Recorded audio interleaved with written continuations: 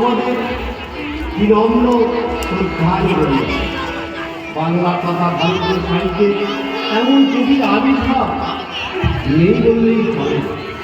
তিনি মাত্র 21 বছরের অতি সংক্ষিপ্ত জীবনে এমন শক্তিশালী, এমন বলিষ্ঠ, এমন প্রতিবাদী বিপ্লবের ভাবনা কলমে আঁচড়ে রেখে গেছেন, যা আজ সমান প্রাসঙ্গিক। তাঁর লেখার মূল বিষয় ছিল মানুষের সংগ্রাম এবং অন্যায়ের বিরুদ্ধে প্রতিবাদ।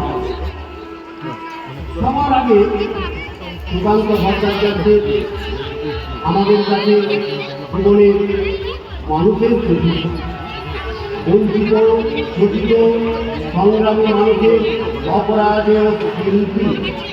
তার কবিতার রোমান্টিক ভাবে সমাজ গতির মধ্যে নিমজ্জিত। 1945 থেকে 1947 খ্রিস্টাব্দ এই 5টি বছর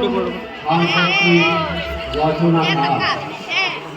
যুদ্ধ, দুর্ভিক্ষ, পরাধীনতার গ্লানি, কখনো উত্থান পতন, কখনো সংগ্রাম, জয় পরাজয়, সুখ দুঃখ আর আশা নিরাশার ঘেরা এই সময়।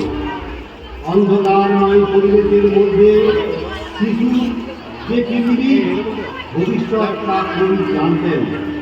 তাই আদিকালের শিশুদের কাছে তিনি এক শোষণহীন সুন্দর সুস্থ সমাজ উপহার দিয়েছিলেন।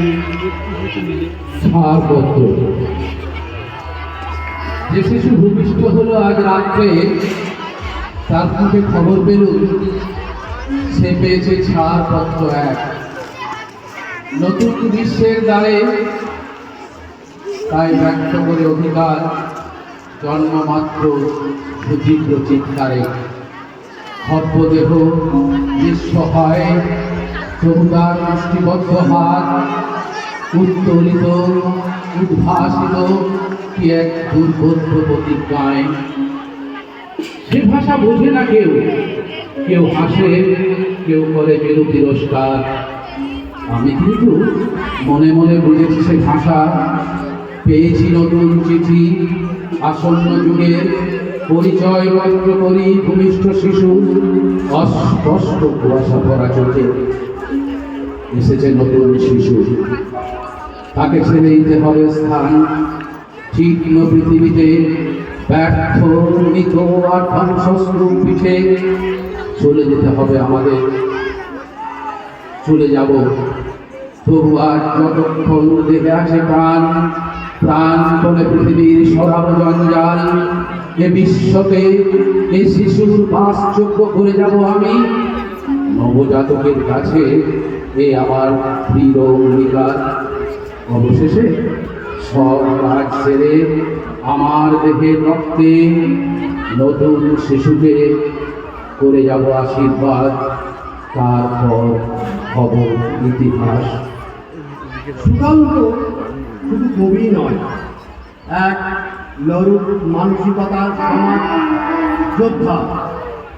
তাঁর কবিতা কেবল শব্দের ঝঙ্কার নয়, বরং তার যুগের বেদনা। অর্থনৈতিক অসাম্য, সামাজিক অসাম্যের এক জীবন্ত দলিল। তিনি ছিলেন জনগণের কবি, শ্রমজীবী মানুষের কবি, বঞ্চিত মানুষের অকণ্ঠ কণ্ঠ।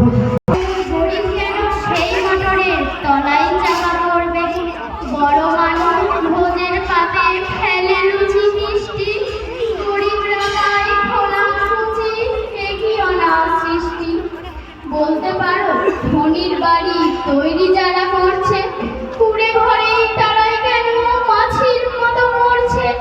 ধনির মেয়ের দামি পুতুল, হরেক রকম খেলনা, গরিব মেয়ে পায় না আদর, সবার কাছে খেলনা। বলতে পারো ধনির মুখে যারা জোগায় খাদ্য, ধনির পায়ের তলায় কেন থাকতে তারা বাধ্য। হিংটিং ছট প্রশ্ন এসব মাথার